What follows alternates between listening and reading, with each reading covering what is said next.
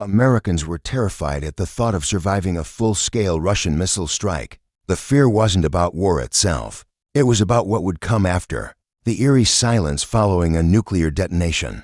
The dark skies over New York, glowing faintly with radioactive dust.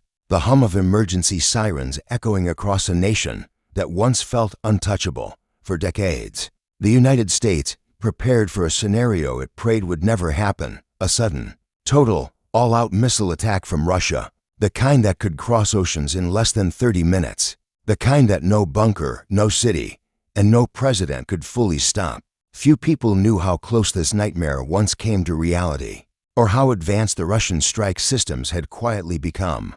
With over 5,500 nuclear warheads and missile submarines that could vanish beneath polar ice, Moscow's arsenal wasn't just power. It was a ghostly shadow hanging over every American defense plan. Tonight, we step inside that unthinkable moment when sirens blared, satellites blinked, and the United States faced the impossible question, could anyone survive?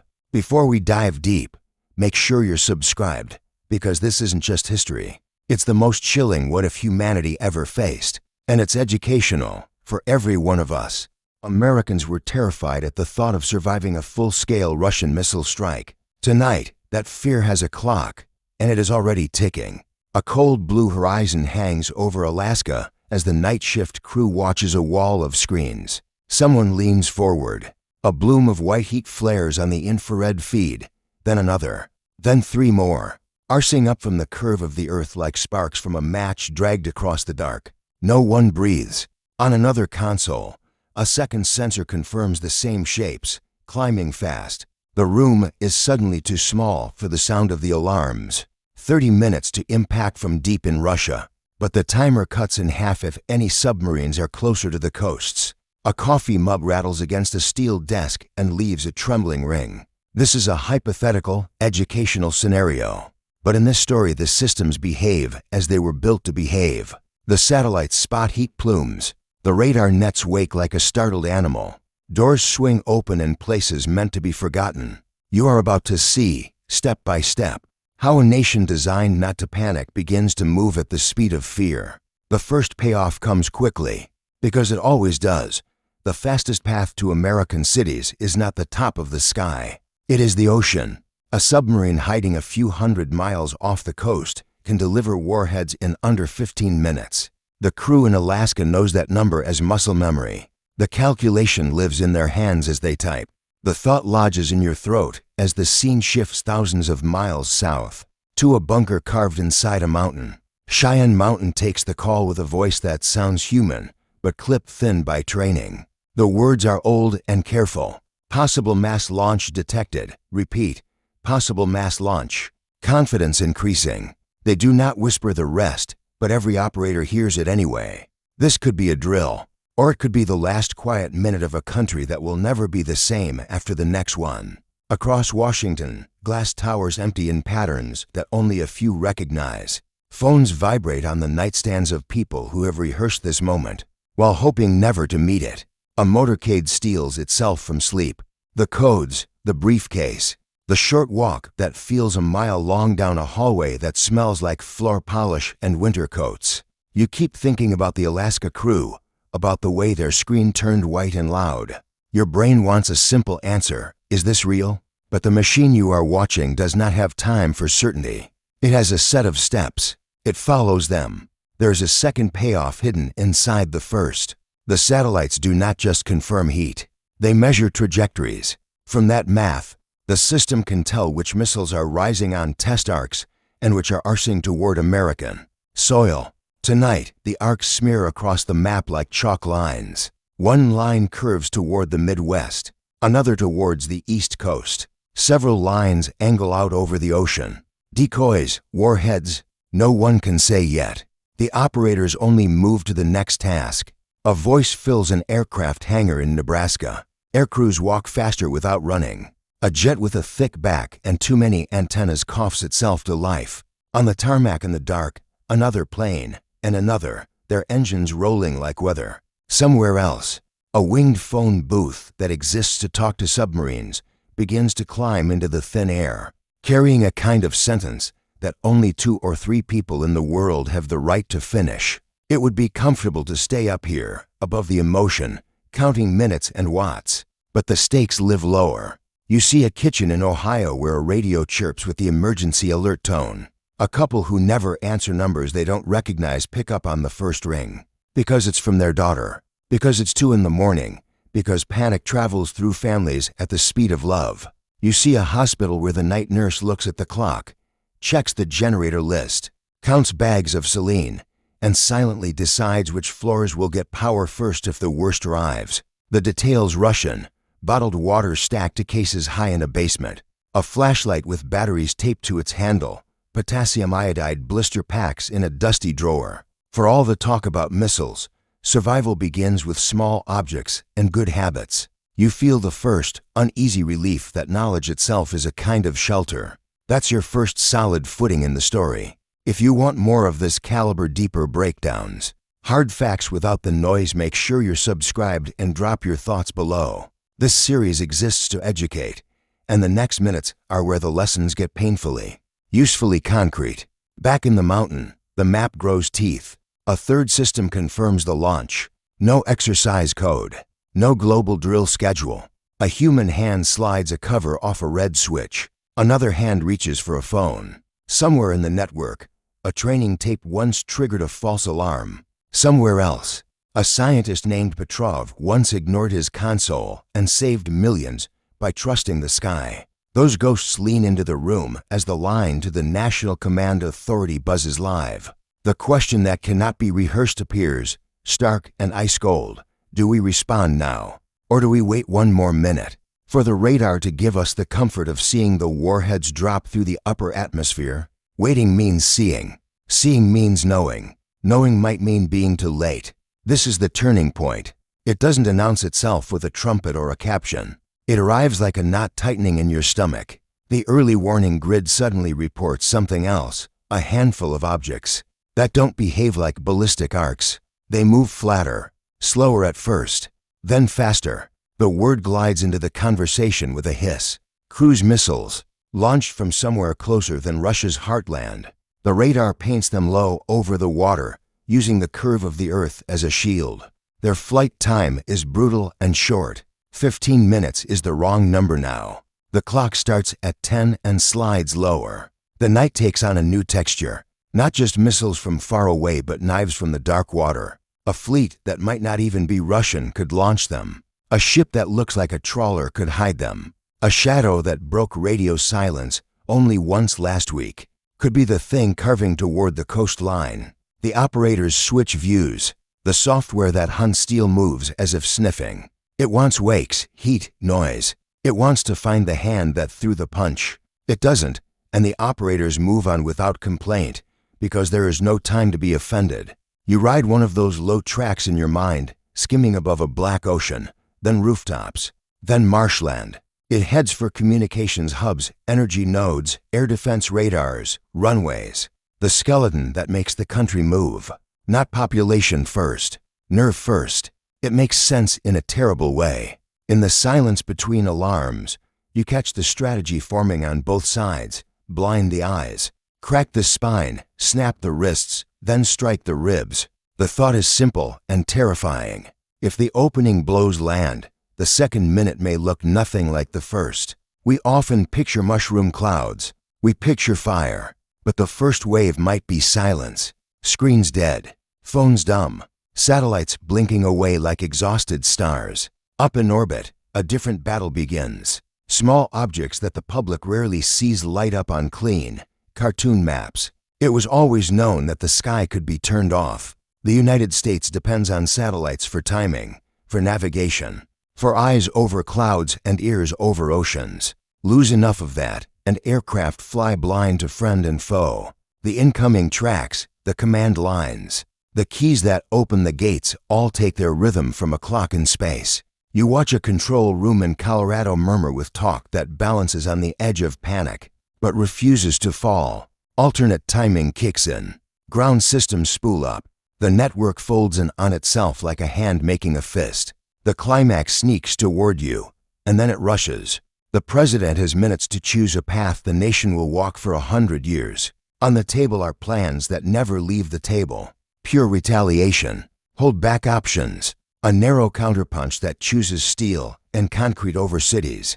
A message that says we are not blind, not broken, not willing to end the world today, but not willing to be cut to pieces tomorrow. The room becomes smaller. The words inside it become shorter. The question is asked. The answer comes. Execute the emergency action message. The language that follows is dry as chalk, and that is what makes it terrifying. Code groups, authentication, utterly human voices reading in a tone you would use to order a sandwich, passing through more radios than most of us will hear in a lifetime. The message splits and multiplies and vanishes into the ridges of the radio spectrum. In the North Pacific, a silent boat receives the words and checks them 3 ways. In Wyoming, a pair of officers open a safe, remove 2/2 of a key, and wait for the final confirmation they know is coming. In Louisiana, an aircraft that talks to submarines trails its wire and becomes a messenger between worlds. The counterpunch is held like a breath. Then the twist. A thin band of radar in Maine reports that half the hierarchs have blurred, not broken, not vanished. They have become wider, like handfuls of gravel thrown into the same water. Decoys, one operator says, but this kind does not behave like the decoys they practiced. They split at a different height. They turn their faces toward the radars as though they can see. Algorithms groan. Human eyes do what they were trained to do when equations fail. A second report, this one from a phased array in the Midwest, says that the blur is not uniform. A few objects are tightly clustered, moving as a set. Those are the ones that matter. We can tell the difference, but difference doesn't stop the clock. The room waits for a voice. The country waits with it. A pencil hovers above a map full of arrows that were drawn before any of us were born. The president lowers the pen to the paper and chooses a sentence that is short on purpose. Hold offensive fire. Max defense. Launch continuity. The words ripple outward. A door opens on an airfield in Nebraska, and a command jet rises into the night, lights dimmed. A flying office that can run a nation if everything below goes dark. Far to the west, another aircraft trails a wire the length of a city block and becomes a whisper the submarines can hear through 100 meters of water. In Colorado, a second room wakes. In Maryland, a team that speaks only in numbers begins to count. In Alaska, the crew that first saw the white plumes leans forward in their seats and stops blinking. The first intercept decision is brutal and simple. 2 clusters over the northern Pacific, small enough to matter, tight enough to be real. No show of force, no fireworks for the cameras that don't exist in these rooms. Just a pair of sleek cylinders that leap from hardened holes and disappear, heading north and up, carrying tiny minds that know only one thing: collide. Minutes expand. Somewhere in Wyoming, a family who never thought of themselves as prepared drags mattresses into an interior hallway. Their neighbor, a quiet man who fixes his own roof and never talks about politics, knocks once and hands them a short speech he clearly wrote years ago. Close the curtains. Put water in every container you own. If anything bright happens, stay where you are for 2 days. The tone is strange, matter-of-fact, and tender. He says the word dust the way you say weather. He leaves iodine tablets on their table and asks for nothing in return. The father hesitates over the pills, and the neighbor shrugs. Not magic, just a margin. Over the ocean, the intercepts meet the first cluster. The control room marks time and hushes. One hit, another. The second cluster splinters as if it changed its mind at the last second. And for a moment no one is sure if that means success or failure. Then the math resolves. The cluster has vanished from the sky as a threat. It becomes a story that will be told later in a different tone. In the mountain, shoulders drop a centimeter. A dozen lungs exhale in ragged sync. That is your first foothold in this chapter. The system can bleed the disaster, not cure it, not erase it, bleed it. And because we keep this series clean, careful, and useful, here's where we ask something simple of you. If you want more chapters that cut through noise with real steps and fewer myths, subscribe and add your thoughts. This is education when it counts, and the next minutes are the part people forget to plan for. The relief cannot breathe for long. A screen on the east wall shows low tracks, bending along the coast like fingers. Those are the cruise missiles again, and their targets are not what you expect. Not cities with famous skylines, not even air bases. They trace lines toward nondescript buildings buried under fiber and toward small, ugly sheds where big cables crawl up from the sea. Underwater, the cables carry the weight of continents. On shore, they arrive in buildings behind chain link and humming fans. The operators know the names of these places the way the rest of us know stadiums and theaters. Take them down, and the country talks to itself in a smaller voice. Take enough, and that voice becomes a whisper. At a landing station on a wine-bitten headland, the night crew drinks bad coffee and watches a power panel flicker. A timer on the wall is set to 6 minutes. It's not for an attack. It's for a drill they run every month. The chief technician, a woman who has never been late in 20 years, looks up when she hears a sound that does not belong to any weather she knows. Her phone vibrates with an alert that uses plain language. She does not argue with it.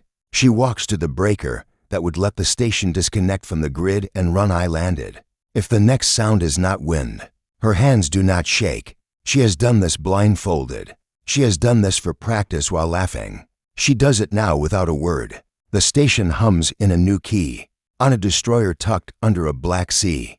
A watch officer tastes copper in her mouth and wonders if that's fear, or the taste of too much coffee. The ship's radar sees low, fast knuckles of energy, and the crew has rehearsed this exact arrangement until it killed the butterflies dead. The interceptors they carry are smaller than the ones out of Alaska, but they are clever. The ship leans a degree that no one mentions, and a thin line climbs out of the deck like a needle seeking a vein. A blip vanishes. The officer does not smile. She points at the next one. The ship has no interest in poetry, but the thought passes through a few heads the way a draft moves through a church. This is what a shield feels like from the inside. The map changes again. Not red this time. Not green, gray. Several satellites wink out in an orderly pattern that is not random and not shrapnel. The space operators have a step for this too. They call ground stations. They wake backups that live in older orbits. They hand timing off to atomic clocks that sit in basements built before most of the crew were born. A young engineer in a cheap sweater hands a note to her supervisor. She has a list of commercial satellites that can carry a slice of the load. The supervisor nods and circles 3 with a pen. In a corner of the room, a small TV with no sound shows a weather map. Blue swirls over the North Atlantic. The engineer glances at it and cannot help noticing the shape looks like a fist. In Washington, the cabinet meets in a room that feels like a submarine. The conversation is careful and alive. A hawk argues to throw the counterpunch now. A dove argues to keep it holstered because the clusters that made it through might carry a message written in a different ink. A third voice cuts across both. Split the difference. Send steel and code, not fire. Make their eyes blink. Make their ears ring. Make them worry that you see more than you say. The president listens. A clock on the wall seems loud even though it makes no noise. This is the turning point of the chapter. It has nothing theatrical about it. The order that goes out does not start a war. It begins a proof. The cyber teams move first. They are not magicians, and the story will not pretend they can turn off countries with a keystroke. But they have been hiding in places for years, measuring latency like a doctor counts heartbeats, waiting for the day they have to squeeze. They do not target homes or hospitals. They press on nodes that feed orders to orders. A server farm stutters. A radar loop that should be closed opens at the edges like a scarf snagged on a nail. The point is not to knock anyone down. It is to make people look in the wrong direction for exactly 9 minutes. At sea, 2 American submarines that have done nothing all night except listen tilt their bows a fraction. They stream ultra-low messages at absurdly slow rates, letters crossing oceans like ants. The boats on the other end move 1 mile, no more. Enough to change the geometry of a second wave if that second wave ever leaves its tubes. The message is not we strike. The message is we can if you force us. Strategy lives in sentences that small. In a city on the coast, a hospital loses power and does not panic. The emergency system hits like muscle memory. The nurse from the last chapter speaks to a dark corridor with the authority of a lighthouse. IQ on generator. Dialysis down to notches. Neonates to the inner hall. Do not run. Running wastes oxygen. She is not thinking about missiles. She is thinking about minutes. That is what survival is in the middle distance. Counting minutes and refusing to spend them wrong. And then the night changes shape again. A burst of light high over the Atlantic smears behind clouds and looks like a sunrise that forgot how to be gentle. Not over New York, not over Boston. Far out, high, the kind of height where air barely knows what it is. The grid feels it first. Not a burn, a shove. Transformers that have been waiting for this day since they were installed lock themselves down. As best they can. The lights along a stretch of coast roll once and settle on a lower hum. Radios pick up a long, ugly vowel and then clear like a throat. The destroyer officer looks at her screens and sees the outline of the world thicken with noise. It is not the end. It is a test. It is someone asking, what happens if I flit this switch? Up in Maine, a family whose house sits on a hill watches the horizon for a change that never quite becomes a shape. The father hurries the kids away from the windows without saying why. The mother checks the basement door and finds herself grateful for things she didn't love yesterday. Plastic bins, old books, crowded shelves. Mass is a kind of blessing tonight. Clay, water, paper, wood. Anything between you and the sky is comfort. She does what the neighbor's sheet suggested.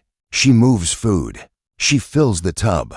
She feels silly for 30 seconds and then stops feeling silly at all. The climax crests in 3 rooms at once. In the mountain, a phone that has rung all night rings differently. Rush's line. Implacable, formal, but human. The message that arrives is shorter than anyone expected and heavier than a novel. It says they have detected launches from American ground, sea, and air. It says they consider any further launches a crossing of a line that will not be uncrossed. It says they are open to deconfliction of satellites and airspace. If the United States will declare that the intercepts were a purely defensive act and that no second wave is en route. Standby doesn't mean wait. It means hold your breath in a burning room and listen for where the crackle is coming from. The new cluster sits like frost on the map above the pole, faint as a rumor. It isn't the bright, clean arc of a classic launch. It jitters in a way that could be atmosphere, could be software, could be a clever hand. In the mountain they dim the big screens by a fraction to sharpen the glow. Maya, the analyst who pulled the plug on the clever module an hour ago, rubs a cold ring of coffee into her palm and calls up feeds that don't usually share a page. Thule in Greenland sends its heartbeat. Fylingdales in the UK shows teeth marks where the storm chewed the horizon. The North Warning System along the Canadian Arctic lights up like a string of porch bulbs in wind. Everything is seeing something. None of it agrees that the room doesn't confuse disagreement with panic. It is built for nights when truth rives and glints. The geomagnetic storm grows orange to red, red to angry red. The air above the pole is a curtain of charged silk, fold upon fold. Radar sees the folds like a wall, then like a mirror, then like nothing at all. The Russians are on the line again, clipped and formal, repeating that they will hold if America holds, that deconfliction is possible. That misinterpretation is a weapon as blunt as any warhead. The interpreter's pencil squeaks across a pad. The president's face holds still the way a pilot's face holds still in turbulence. 2,000 miles northwest, a submarine skims a layered ocean, the hull humming with the low poetry of machinery and restraint. The captain walks the narrow corridor and touches a brass plate by habit. The message they carry is unchanged. Hold, retarget for restraint options. Stay dark. The crew's voices stay soft because everything else on the boat is loud enough without them. In fire control, a young officer who has never raised her voice at work scrolls through target packages that are more ideas than destinations. Infrastructure, not people. Steel and circuit, not bone. Tonight's doctrine is a tightrope strung across decades of fear. Deterrence without combustion.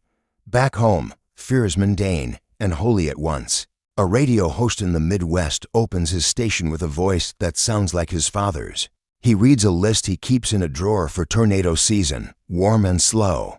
Not to frighten, but to occupy hands. Put water in your cleanest pots. Keep doors and windows shut. If you feel a pressure wave, don't run to the window. He jokes once about his cat's opinion of the basement.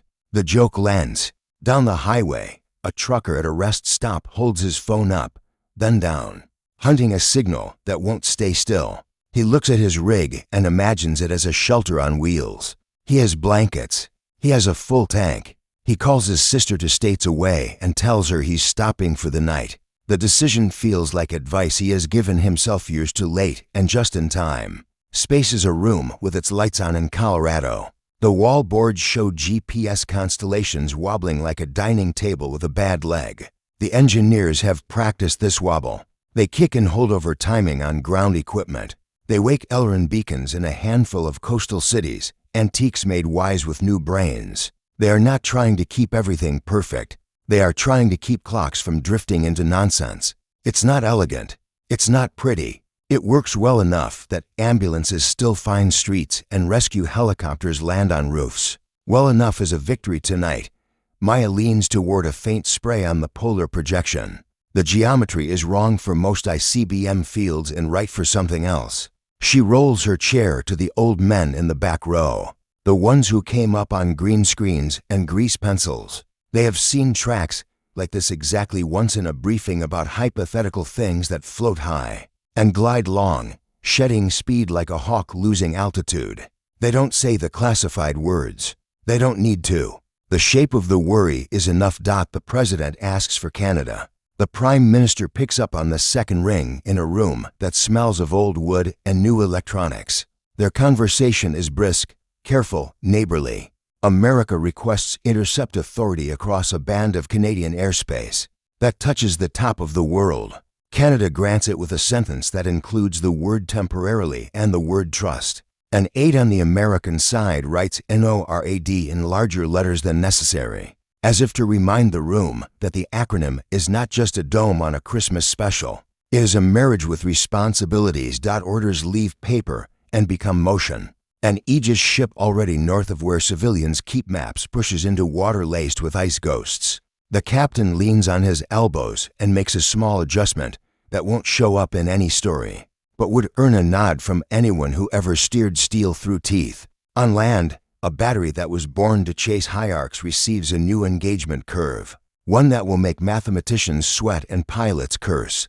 The radar field is ugly. The software is fresh. The chance of failure is honest. They go anyway. At a cable landing station, the chief technician, the woman who I landed the site on a word, makes her calls in a voice without sugar. The backup generators are steady. The fiber glue holds. A single strand goes weird in a way that could be weather or could be a man with a saw. Under 10 feet of water a mile offshore, she dispatches a crew with flares and a stubborn streak. Two men who have been best friends since middle school and still tease each other like it matters. They take a boat with a gut like an iron pan and a hull scarred with old arguments. They do not love the idea of the water tonight. They go anyway. In the mountain, Maya finds a piece of calm in the mess. The polar tracks are not multiplying. They are shifting in a way that suggests control, not chaos. She maps them against winds at high altitude and finds her stomach unclenches a notch. If these are gliders, they are riding a canyon through the air, a corridor that the storm is chiseling. That means they are predictable enough to aim at. That means the ugly intercept curves might be less ugly than they look. The turning point steals in wearing plain clothes. Russia proposes a timed deconfliction window in orbit 5 minutes, where both sides will commit to not touching anything that tells the time. It is not trust. It is mutual self-interest, dressed like a courtesy. The president nods. The scientists cheer in their heads, because a quiet sky is a sky that can be measured. The lawyers quietly sharpen a sentence that will later appear in a footnote under the heading. Precedent. The operator on the ship reads the order twice and sets a hand on the console as if the metal could hear. Over the Beaufort Sea, the Aegis radar whispers to itself and decides it has had enough of the whispering. The first shot from the deck is clean. The second is uglier, climbing into wind with a wobble the crew doesn't love. The crew does not love a lot of things tonight.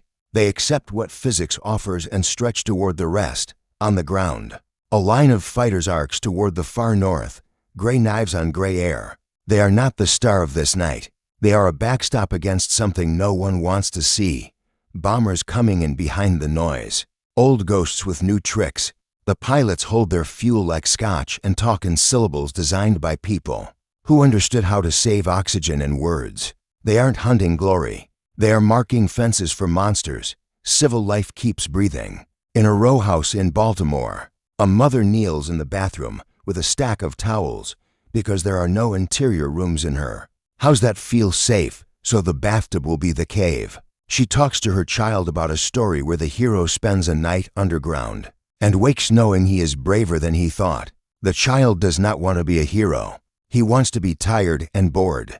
The mother wishes him that future so hard it hurts her teeth. She fills the tub with water, and the sound of it is the best music she has heard in a year. The climax builds the way thunder builds, far and then sudden. The polar cluster makes the turn it didn't want to make but had to, finally dropping from glide to something crueler and simpler. The ship speaks to itself. The battery on land finds a solution in the chew of the storm. The first intercept misses because the target cuts a corner the software never imagined. The second finds bone, light at the edge of sight, not a sunrise. The kind of light that lives in instruments and hearts and never shows in the sky. The room doesn't cheer. It writes the number where it belongs and moves to the next slot.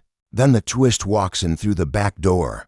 The persistent track, the one that refused to die. The one that made hard men bite their lips, resolves into noise. The geomagnetic storm, not an enemy, was the tooth. It is not a relief. It is a humiliation that tastes like relief. For 10 minutes the room had been haunted by a ghost with physics credentials. Maya's shoulders drop and her jaw sets. She writes a note to herself that starts with next time, and then stops because there will be a next time only if there is a later. She sends the note anyway. Tomorrow is part of tonight's work.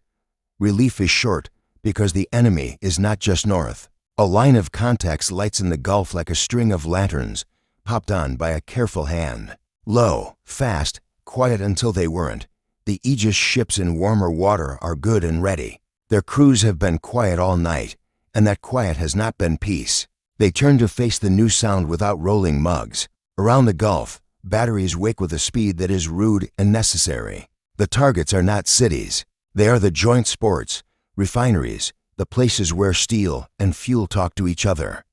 Rain shouldn't rise, but on the screens it does, lifting from the horizon in thin, silver threads. A pattern like drizzle reversed. No one in the mountain says the word launch. Not yet. The room dims a shade to sharpen the glow. The geomagnetic storm still rakes the pole, bending radio like a reed. The hotline to Moscow clicks, holds, says nothing. A pencil stops moving in the president's hand. The country inhales through its teeth. Maya rolls her chair toward a bank of feeds she has never looked at together. Over the horizon radar from Labrador. A low-frequency net out of Alaska that hates storms but loves patterns. A European telescope peering at the rim of the world where the atmosphere thins to glass. She maps the rise to the timing of the auroral electrojet, to the way the sky's electrical river flares when the sun throws a tantrum. The lines don't match cleanly. They never do when fear tries to put on science's coat. But something in her says these are not the clean arcs of anything with a bus and a target. The Russians come back on the line with a voice as careful as a surgeon's hands. They're seeing it too, they say. Their northern radar looks like rain. Their satellites blink, then see, then blink again. The voice does not plead and does not threaten. It repeats the sentence that kept the night from breaking apart. We will hold if you hold. We will keep our second hand behind our back if you do. The president nods once, a motion smaller than the problem. Hold. Keep intercepting what must be intercepted. Keep deconfliction alive. Keep civil power standing. The orders ripple through concrete and steel and air. In a Nebraska command jet, a colonel who hasn't seen dawn on the ground in 3 years reads the new paragraph to a radio that talks to oceans. Under that ocean, a submarine steps down a deck light to preserve the dark. The captain opens a log that no one reads for pleasure. He writes 2 lines, each the length of a finger, both of them saying the same thing in a language of numbers. Retarget to restraint.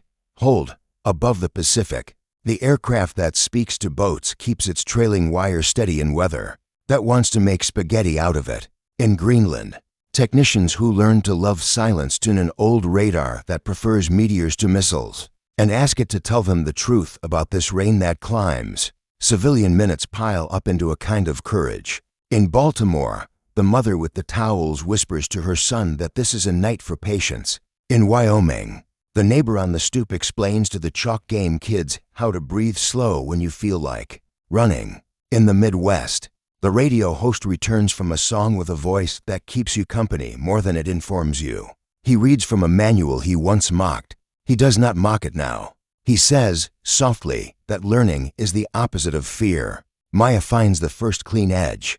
The rising threads are not coming from a single place. They're coming from many, each too small to be an obvious threat, each too regular to be weather alone. She overlays a map of research rockets tiny, fast, launched by universities to probe the storm. She overlays the commercial space schedule and finds, to her surprise, and then to her anger, that several CubeSats were scheduled to speak this hour, to ping their ground with star tracker data and calibration puffs. Tonight the ionosphere is a hall of mirrors. Every whisper looks like a shout. She calls the space room. The young engineer in the cheap sweater answers with a breath that is almost a laugh and isn't. They've seen the same thing from a different angle. A cluster of commercial satellites is rebroadcasting telemetry packets with timestamps that don't belong to them. It looks like a software cascade, a little bug turned big by a sky too excited to take a joke. The packets run through the network that feeds the early warning computers, because everything runs through that network if you aren't careful. The first payoff lands like a hand on a shoulder. The rain rising isn't an attack. It is a mirror shaken by weather and by code. They say it in the room. Not a launch, not a knife, a ghost. With good makeup, you can feel your chest loosen a notch. The story is still a thriller, but it refused a jump scare. Nights like these have more of those than movies show. If you want this series to keep pulling the mask off myths and turning the noise into useful steps, that's where you help. Subscribe, leave what you want unraveled next in the comments, and we'll keep this educational and honest all the way through the storm. The ship in the Arctic keeps hunting for gliders because the sky forgives no one who declared victory too soon. The battery in the interior keeps its ugly intercept curve warm. The president nods to the civil team, and they step deeper into the map, pushing electrons across lines like shepherds nudging sheep. The hotline steadies. The Russian voice, still formal, offers a new courtesy with old shadows clinging to it. A 10-minute window to verify that no ground-based lasers are painting anyone's satellites. Eyes for eyes kept clean. The space room loves this. Lasers tonight would be gasoline on the storm. The president agrees, and the scientists sit up straighter with relief they do not show. Then the night opens a trapdoor beneath the relief, a quiet screen that belongs more to the three-letter agencies than to the military fills with star maps not of stars, but of utilities cloud servers, content delivery networks, the scaffolding that sends life across phones. A shape in those maps twists. Someone has been inside a traffic broker that feeds status checks to the early warning net, turning pings into percussion. The fix is fast and surgical. The fear it leaves behind is not. The enemy does not have to fire to make you see fire if it can make your eyes forget what fire is. Maya files that under later. She can't fix the internet. She can fix the way her system leans on it. She reroutes her fusion engine through the old copper paths, the ones that take longer, the ones that owe nothing to clouds and everything to basement racks with fans that whine like insects. The picture gets uglier, and in that ugliness she trusts. Clean is for peacetime. Grainy is for truth under stress. The turning point arrives on an ordinary tone in a crowded room. Canada calls, not through the leader-to-leader line, but through an air controller's headset that smells like leather and coffee. A plane flying a lonely circuit up near Baffin Island sees streaks that do not belong to Aurora, or instrument error. They move wrong for any known bird. They move like pieces of cloud given purpose. The room sharpens. The Aegis ship slides half a degree, an adjustment you feel in your ankles. The land battery changes its math by a tiny amount that is the difference between hitting a stranger and greeting a friend. The fighters in the north tighten their turns and waste no fuel doing it. The cable tech on the windy headland hears about none of this. She watches her crew on a tiny boat sweep the water with a magnet like a witching rod for thieves. The streaks resolve as something new and old at once. Balloons, not party store. Thin, hard to see. Hanging where the storm makes the air stand up like hair and listening for language in the sky. That doesn't belong to weather. The plane's cameras show wires that could be sensors or could be drama. The wise way to treat them is as both. Order goes out to swat the gnats without holes in the sky that hit neighbors. The fighters understand. They use tools that behave, not fireworks.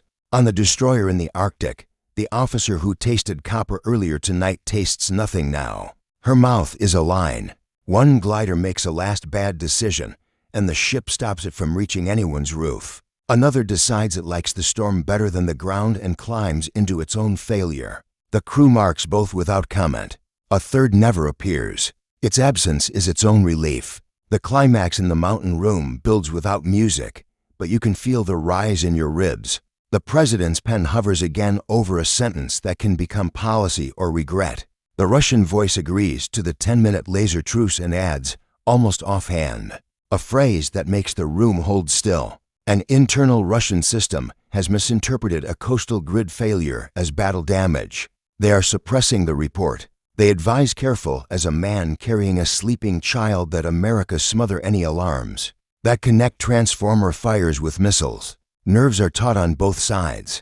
Tonight, rumor is as lethal as rock. The president turns to his energy secretary. She is already dialing people whose names will never make the news.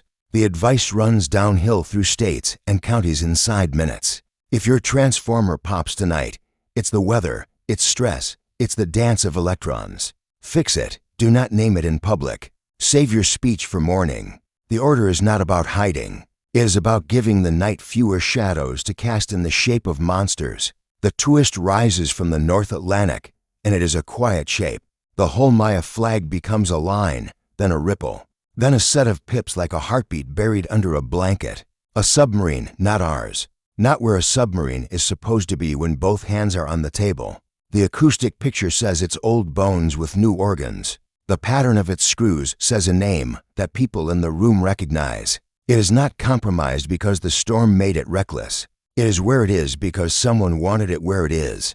And it is close enough to a cable that reaches half the world that you could throw a stone and hit a rumor. Across the room, the civil map shows the southeast steadying. Engineers have staged the grid so gracefully you would call it choreography, if no lives depended on it. In Houston, the refinery crew lets in a little spark and nothing screams. The ceiling flipped. South became up, and a thin line rose from the bottom of the map like a fuse that someone dared to light.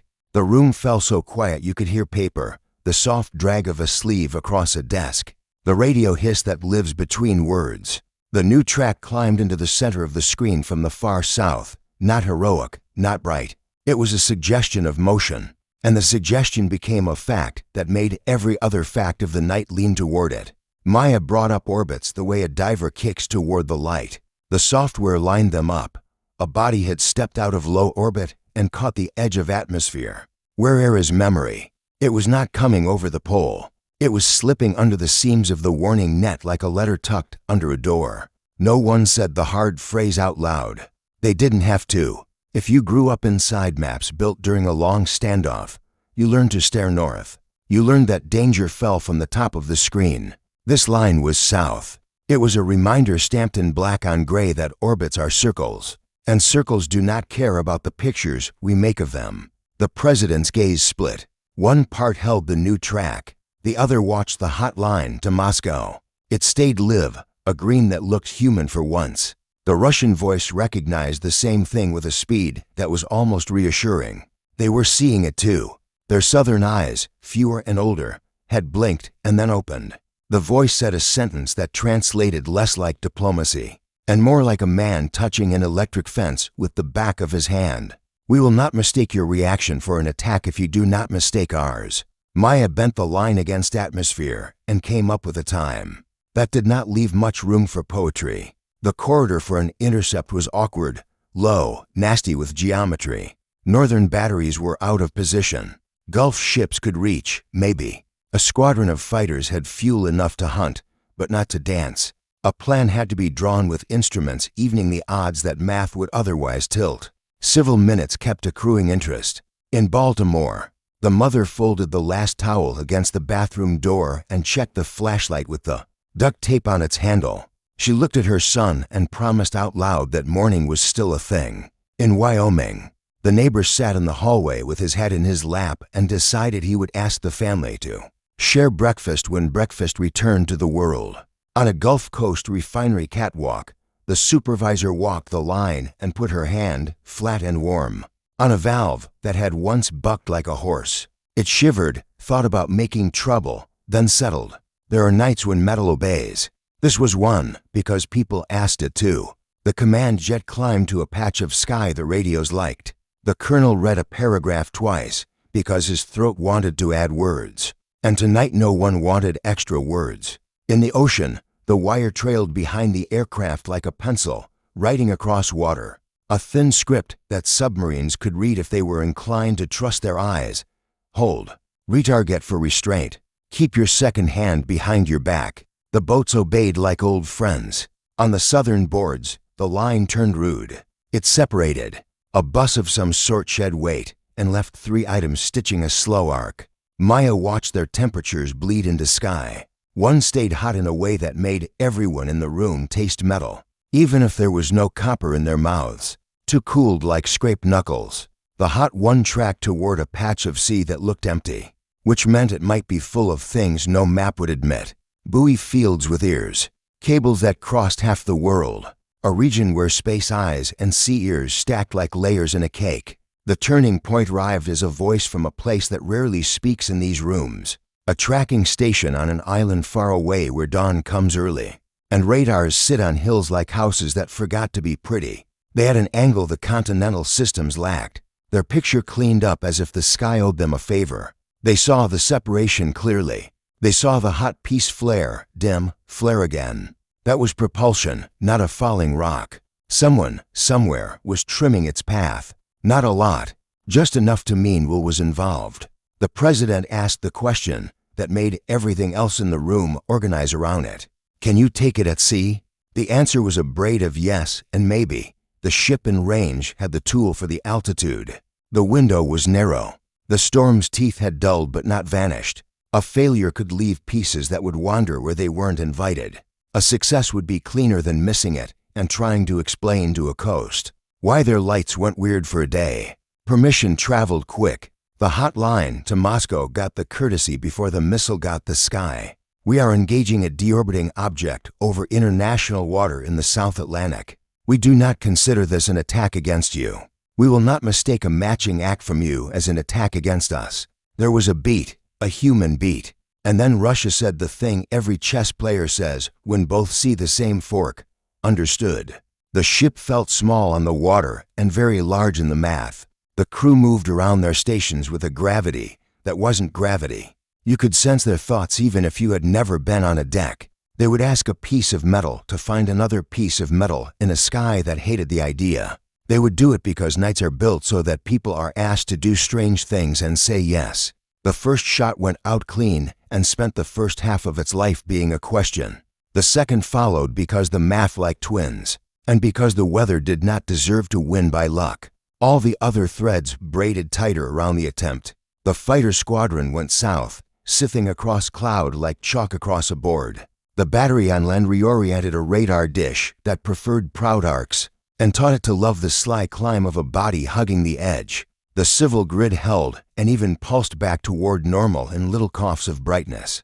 The radio host said he had never liked poetry until tonight, and that he would forgive poetry for everything if the sun came up on time. The climax was soundless in every place, but the instruments. The intercept reached into the path of the hot piece and asked 1,000 questions in an instant. The room in the mountain did not blink. The ship did not blink. People blinked and hated it. The first interception missed by enough to matter. The second decided that distance was just a word people used when they had not met each other yet.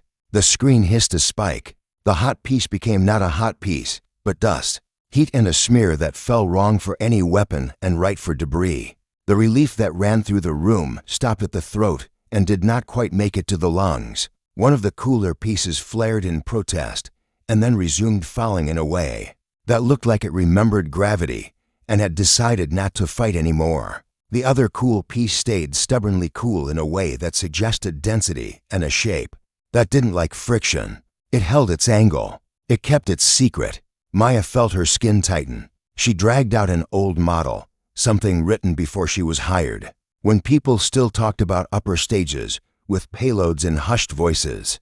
The cool, stubborn shape made sense if it was carrying something that loved water more than it loved air. Not a warhead, a seed for a different insult, a package meant to reach the ocean with bones intact, to sink with manners, and to wait where microphones lived. That was the twist. The object was not hungry for cities. It was hungry for cables, hungry for sensors, hungry to drag ears deaf at a moment when whispers mattered. The bus had been a decoy for defenses drawn upward. The payload was downward, simple, ruthless, new in the way ideas are new even when the hardware looks like yesterday. The ship could not reach it again. The geometry had gone wrong for steel at sea level. Aircraft might get lucky with a glance and a guess. The best tool was the one no one had thought to use until an engineer from the Navy's quiet world said it bluntly into a room full of people who prefer euphemism. We need a fish to meet a rock, a fast unmanned submersible that could chase, sniff, and bump, sending a message in pressure and touch that the payload might hear and obey if it had ears. A decision this weird requires a mind trained to do weird things calmly. The president looked at the admiral whose sailors lived under weather and secrets. The nod was small. A launch pier that had spent most of the night listening woke like a dog hearing a key. In a far-off lock, a cylindrical machine the color of wet pavement rolled and dropped. The splash was modest. Underwater, it lit its small senses and found that the sea tonight was a choir of hums and clicks. It dove. While steel hunted steel below, the world above reminded everyone that people are fragile and kind. In Baltimore, the child rolled in his sleep and found the towel barricade comforting as a fort. In Wyoming, the neighbor took a slow lap of the hallway and shook his hands as if sprinkling doubt off his fingers. At the cable station, the two men who drifted in a boat without light saw a ripple and felt a hope that had nothing to do with physics. The plant in their friend's refinery sounded healthy. That meant the city would eat. The brain is allowed to make such easy equations when the night is hard. The hotline said something soft and ugly. Russia had an internal incident. A provincial governor had called a transformer fire. Sabotage on social media. The message traveled like a cold. The president's energy secretary spoke into a phone until her voice went thin and sent sentences downstate and across counties that turned fire back into failure. Loud and dull, which is what fire is most of the time.